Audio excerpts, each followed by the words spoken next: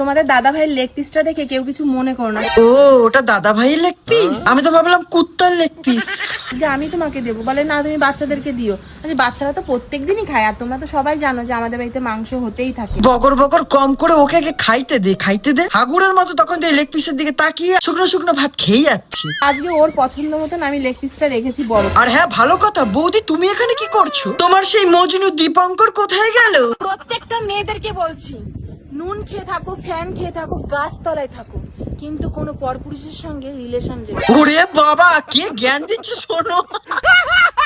ওই ভাটের কথা বন্ধ করো, আমরা কি কিছু বুঝি না? তোমার ওই কয়লা খনি দেখে দীপঙ্করের টাওয়ারে আর সিগন্যাল আসছে না।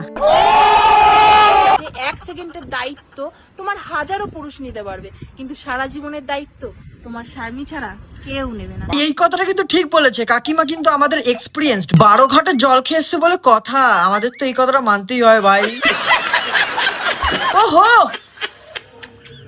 আহা, দুজনে এক কাপে কফি খাওয়ার মজাটাই আলাদা। তো ওরে ওরে বাপরে বাপরে, থাম রে থাম।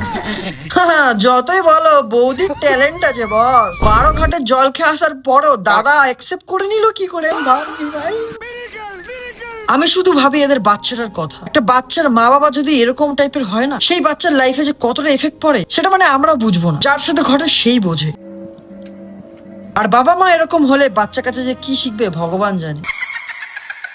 যাই হোক, ভিডিওটা এখানে এন্ড করছি। ভিডিওটা কেমন লাগলো তোমরা কমেন্ট করে জানাও। আর নেক্সট ভিডিও দেখা হচ্ছে, ততক্ষণের জন্য তোমরা ভালো থাকো, সুস্থ থাকো, আমার ভিডিও দেখতে থাকো।